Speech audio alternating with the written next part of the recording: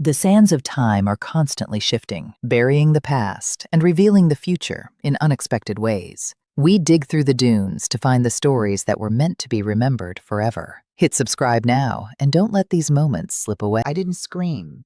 I didn't throw anything. I just stood there at the top of the stairs, holding a laundry basket, listening to my daughter-in-law tell her friend on the phone that this house basically belongs to us now anyway. I set the basket down, very quietly, and I thought, okay, now I know. My name is not important. What matters is that I am 63 years old. I own my home outright. I buried my husband 4 years ago, and I spent the last 2 years of my life being slowly erased inside my own walls by a woman my son chose to love, and by a son chose to love, and by a son too weak or too comfortable to stop her. Let me start from the beginning, because I need you to understand that I am not a foolish woman. I raised 3 children mostly alone after my husband's first heart attack left him unable to work. I managed our finances. I kept the lights on. I put food on the table and shoes on their feet, and I did it without asking anyone for a single thing. When my husband Walter passed, I grieved hard, but I did not fall apart. I knew how to survive. I had always known how. So when my son Philip came to me in the spring of 2 years ago and said he and his wife Renata were going through a hard time, her business had collapsed, they were behind on rent, could they please stay with me for a few months while they got back on their feet? I said yes. Of course I said yes. He's my child. You don't turn your child away. I had conditions, spoken out loud, clearly, like an adult conversation between adults. Philip would look for steady work. Renata would help around the house since she wasn't working. They would contribute to groceries when they had income.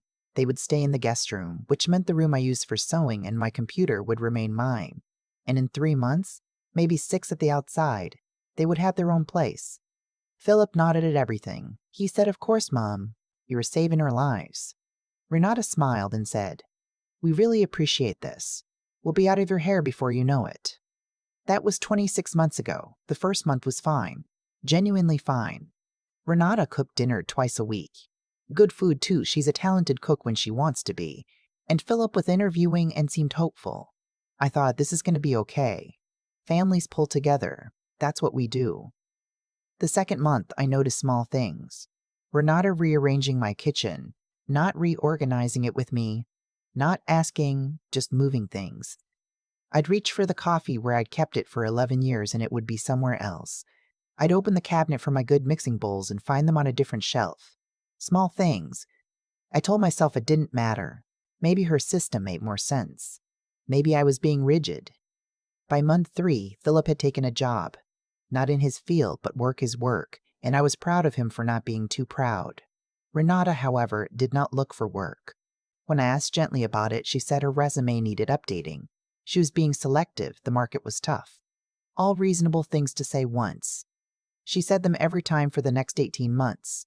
What Renata did instead of working was redecorate. I came home from my book club one Tuesday to find that she had taken down the family photos from the hallway. Mine. Walter's. The kids' school pictures going back decades. She'd replaced them with a set of abstract canvas prints she'd ordered online. Black and white, geometric, very modern. Very not my house. I asked where my photos were. She said they were in a box in the closet. She thought the hall needed freshening up. She hoped I didn't mind. I said I did mind, actually. I said please put them back. She said she would. She never did. I found other things in other boxes over the following weeks. My decorative plates from Portugal. Walter and I had bought them on our anniversary trip. A ceramic rooster I'd had since before my children were born. A lamp from the living room that apparently clashed with the new aesthetic. All carefully boxed. All replaced with things she had chosen. I talked to Philip. I sat him down in the kitchen, and I said, "Your wife is removing my belongings from my house and replacing them with her things, and I need you to talk to her." He looked uncomfortable in a way I recognized. The same look he had at 9 years old when I caught him doing something wrong, and he was trying to figure out how to explain it. He said, "She's just trying to make it feel more like home. You know how she gets when she doesn't have her own space." I said, "Philip, this is my home, not hers." He said, "I know, Mom. I know. I'll talk to her." I don't believe he ever did. The money started around month 5. Not large amounts at first. Renata mentioned that the washing machine sounded strange. Could I have it looked at? I had it looked at. $400. Then Philip's car needed brake work, and they were short that month. Could I help? I helped. $1,100. Then Renata had a medical appointment that their insurance didn't fully cover. $650. I kept a record. Not because I planned to use it against them. I just always kept records. Walter taught me that. Write everything down, he used to say. Your memory will lie to you, but paper won't. By month 8, I had given them just over $9,000. Loans, they called them. Every time Philip said they'd pay me back, he had a specific plan, a timeline, numbers that sounded believable in the moment. My youngest daughter, Corinne, noticed before I fully admitted it to myself. She came to visit for a weekend and watched the dynamic for about 4 hours before she pulled me aside and said, "Mom, what's happening in this house?" I said, "What do you mean?" She said, "Renata just told you what you're having for dinner in your house, and you just said okay." I hadn't even registered it. That's how gradual it was. That's how they get you. Not with one big thing, but with 10,000 tiny things, each one small enough to let slide, until sliding becomes your default setting and you can't remember when you stop standing up straight. I told Corinne everything was fine. She looked at me the way I used to look at my mother when she was in denial about something, and I was 25 and thought I knew better. She said, "I'm worried about you." I said, "Don't be." I was wrong, and she was right, and I spent 6 more months finding that out. The shift happened slowly and then all at once, the way most bad things do. By month 10, Renata had claimed the living room in the evenings. If I wanted to watch my programs, I watched them on the small television in my bedroom. She'd spread out on the couch with her laptop and her shows and her phone calls, and my presence seemed to inconvenience her. So I retreated. Because it was easier. Because it was easier. Because some nights I didn't have the energy for the low-grade tension that came with asserting myself in a room I had paid for. By month 12, Philip and Renata had started referring to the house as our place when talking to friends. I heard it more than once. I told myself it was just casual speech, shorthand. It didn't mean anything. By month 14, Renata had opinions about when I should use the kitchen. Not stated as rules, but as preferences expressed in that particular tone she had. Slightly pained, slightly patient, like she was explaining something to someone who should already know. She liked to meal prep on Sunday mornings. Could I maybe do my baking on Saturday instead? She found it hard to work around 2 people in there at once. I started baking on Saturdays. I want you to understand something. I am not a woman who is easily pushed around. I am the woman who went back to work 6 weeks after my husband's bypass surgery because we needed the income, and crying about it wasn't going to pay the electric bill. I am the woman who handled the insurance companies and the estate lawyers and the funeral arrangements all by myself because my children were devastated and someone had to be steady. I know who I am. But grief does something to you. Losing Walter took something out of me that I hadn't fully gotten back, and Philip is my son, my first baby, the one who slept on my chest every night for 3 months, because it was the only place he'd settle. And I kept believing that if I was just patient enough, just generous enough, just loving enough, he would remember who I was to him and act accordingly. I kept believing that long past the point where I should have known better, the moment that changed everything was a Thursday. I had my friend Vivienne over for lunch. We'd been friends for 31 years, since our children were in school together. I had made chicken salad and bought good bread and set the table in the dining room the way I used to when I had people over without needing permission. Renata came downstairs at noon and stood in the doorway of the dining room and said, in front of Vivienne, "Oh, I was planning to use the dining room this afternoon. I have a call with a client. She'd been doing some freelance consulting the past few months, which I was glad about. Could you maybe eat in the kitchen?" There was a silence. Vivian looked at me. I looked at Renata. I said, "No, we are eating in here. If you have a call, you can take it in your room." Renata's expression went through several things in quick succession. Then she smiled and said, "Of course. Sorry, I wasn't thinking." And she went back upstairs. Vivian waited until we heard the bedroom door close. Then she said, "How long has that been going on?" I said, "A while." She said, Irene, that's my name. Irene, I need you to hear me. That woman is running your house. I didn't respond right away. I cut my bread and I ate a bite and I stared at the centerpiece. Fresh flowers, which I had bought myself that morning because nobody else in the house ever thought to put flowers on the table. And I thought about the photographs in the box in the closet. The ceramic rooster. The $14,000 by that point that I had given them in one form or another. The Saturdays I'd moved my baking to. The evenings in my bedroom. I said, I know. Vivian said, what are you going to do about it? I said, I'm working on that. And I was. From that day forward, I was. I didn't act immediately. I had made that mistake before, reacting in the moment. When emotions are high and words come out wrong and the person you're confronting gets to paint you as irrational. I learned from Walter, who was the calmest man I ever knew in a crisis. Don't move until you can see the whole board. I spent 3 weeks making calls. I spoke to my attorney, a sharp woman named, well, it doesn't matter what her name is, who confirmed what I needed to know about my rights in my own home, who I could ask to leave, and under what terms, what notice I was required to give.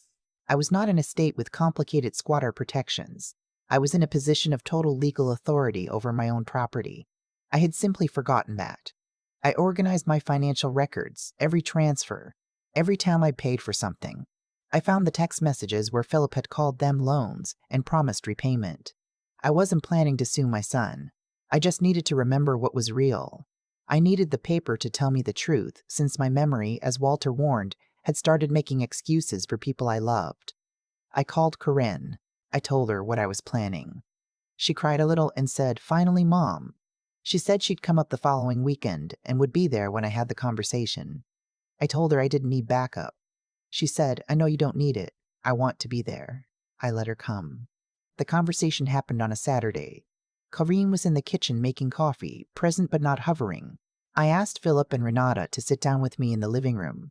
My living room, with the geometric canvases that I had looked at every day for over a year with the dull, quiet anger I had learned to set aside. I was calm. I had practiced being calm. I said that I loved Philip and I always would. I said I'd been glad to help them in a crisis. I said that 2 years was not a few months, and the crisis had not resolved, and what I had hoped would be a temporary situation had become a permanent arrangement that I had never agreed to. I said that I had been patient and generous, and I had compromised in ways that had cost me more than money. I said I needed them to find their own home, and I was giving them 60 days to do it. Renata spoke first. She said they couldn't possibly find a place in 60 days. The market was impossible. 60 days was not realistic. I said 60 days was what I was offering. Philip said, Mom, we're family. You can't just. I said, I know we're family. That's the only reason it's 60 days and not 30. Renata said, and I remember every word. After everything we've done for this house, I let that sentence sit in the room for a moment. I looked at her. She had the awareness, at least, to hear how it sounded once it was out in the air. I said, I have a record of everything I'd contributed to your lives in the past 2 years. I don't think you want to compare lists. She didn't respond to that. Philip tried a few more things. He talked about everything Renata had done to help around the house, which was fair in the early months and less true lately. He talked about how hard they'd been trying. He talked about what this would look like to people. That last one was interesting, worried about what it would look like, rather than what it had been. I said, I'm not asking for a discussion. I'm telling you what's going to happen. 60 days. Corinne came in from the kitchen then, not saying anything, just refilling her coffee. Her presence said everything. The 60 days were not pleasant. Renata went cold in a way that confirmed every instinct I had. The warmth had been strategic. Philip oscillated between apologetic and resentful, and I let him feel whichever one he needed to feel on any given day, because I understood he was caught between 2 people he loved, and I could afford to be the one who didn't make that harder. On day 44, they found a place. 2-bedroom apartment, 40 minutes away in a complex I'd never heard of. Renata sent me a photo of it. I couldn't tell if it was a peace offering or a reminder that they had managed without me. Maybe both. Moving day was a Thursday. I made coffee but didn't help them pack. I held the door open when they carried things out. I said goodbye to Philip with a long hug. He held on longer than I expected, and when he pulled back, his eyes were wet. I kissed his cheek and said, I love you. Call me when you're settled, he said. I'm sorry, Mom. I said, I know. And I meant it about both things. When the door closed, I stood in the hallway for a long time. The geometric canvases were still on the walls. I hadn't touched them because I didn't want to fight about it. I would deal with them in my own time. I walked to the closet off the hallway, and I opened it, and I took out the box. The photographs. Walter at our wedding, 22 years old and looking terrified in the best way. My mother on her front porch. The kids on Christmas morning. Philip missing his 2 front teeth. A trip to the Smoky Mountains when they were small. I'm in that one too, which is rare because I was usually the one behind the camera. I hung them back up. Every one of them. Then I stood in my living room with my furniture, my light, my quiet. And I made a cup of tea in my own kitchen at 2 in the afternoon without negotiating with anyone about whether I was in the way. My friend Vivienne called that evening. She asked how it felt. I said, you know what's strange? It doesn't feel like a victory. It just feels like coming home. She said, that's what a victory feels like when you've been gone long enough. I've been thinking about that ever since. Corinne came by the following weekend, and we took down the canvases together and put up my things. She found the ceramic rooster in the box and held it up and said, Mom, this was on your counter my entire childhood. I said, I know. Put it back. She put it back. I'm not going to tell you the relationship with Philip is repaired. It's not. Not fully. We talk. And the calls are getting a little easier. And I think in time, real time, years maybe, we'll find our way back to each other in a form that's honest. The dynamic between us had started going wrong long before Renata ever moved into my house. I can see that now. Some of what she took advantage of he had already left unguarded. That's a longer reckoning, and we're both in the early part of it. What I know today, standing in my kitchen on a Sunday morning, baking when I want to, and putting my coffee exactly where I've kept it for 11 years. What I know is this: generosity is not the same as surrender. Love does not require you to disappear. You can hold the door open for the people you love without handing them the deed to your life. I forgot that for 2 years. I won't forget it again. If you're sitting somewhere right now listening to this and you recognize what I'm describing, maybe it's not a daughter-in-law, maybe it's a son, maybe it's someone else entirely. I want you to hear me clearly. Your home is yours. Your name is on it. Your whole life is in those walls. No one who truly loves you will make you feel like a guest inside it. And if they do, you have every right to remember who owns the house. I've had a lot of time to think about what happened in that house. Not the dramatic parts, not the conversation in the living room, not moving day, not the moment I hung my photographs back on the wall. Those are the parts that feel like a story when you tell them out loud. What I keep coming back to are the quiet parts. The Tuesday I moved my coffee. The Saturday I rescheduled my baking. The evening I carried my tea upstairs so I wouldn't be in anyone's way. Nobody forced me to do any of that. That's the part I had to sit with. Here's what I've come to understand. And I'm not saying it because it sounds wise. I'm saying it because I lived it and it cost me something to learn it. The way people treat you is partly a reflection of what you teach them you'll accept. Not always. There are situations where people are cruel no matter what you do, and I'm not blaming victims for their circumstances. But in my case, in my house, with my son and his wife, every time I moved my coffee without being asked, I taught someone that my preferences were negotiable. Every time I retreated to my bedroom rather than sit in my own living room, I confirmed that my comfort mattered less than keeping the peace. I did it out of love and exhaustion and grief. And those are real reasons, but they are not the same as it being right. Philip is a good man who made weak choices for a long time.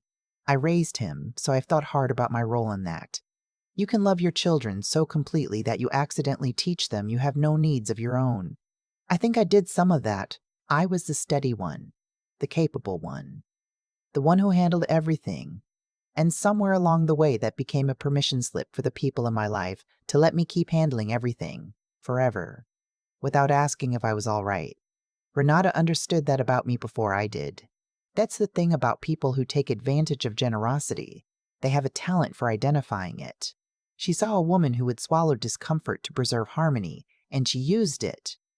I don't say that with bitterness anymore. I say it because it's accurate. and because understanding it clearly is the only way I can make sure it doesn't happen again. What carried me through wasn't anger. Anger got me out of bed a few mornings, sure, but it wasn't sustainable. What carried me through was deciding very deliberately to start telling the truth again, to myself first, then to the people in my house. The truth that I was not fine. The truth that this had gone too far. The truth that loving someone does not obligate you to fund their comfort at the cost of your own dignity. Vivian saw it before I admitted it. Karen saw it before I admitted it. The people who loved me had been watching me disappear for months, and I kept telling them I was fine. That's not strength. That's a habit dressed up as strength, and it took me a long time to know the difference. I think about the woman who set that laundry basket down quietly at the top of the stairs and just listened. She wasn't weak. She was tired and grieving, and she had spent decades being the person everyone else leaned on, and she didn't know yet that she was allowed to lean too. I'm not hard on her, but I'm glad she finally heard what she needed to hear, even if the one who finally said it out loud was herself. Your life is not a resource for other people to manage. Your home is not a courtesy extended to whoever happens to be inside it. And the most honest form of love you can offer the people you care about is a version of yourself that is still whole. I know that now. The coffee's right where it belongs.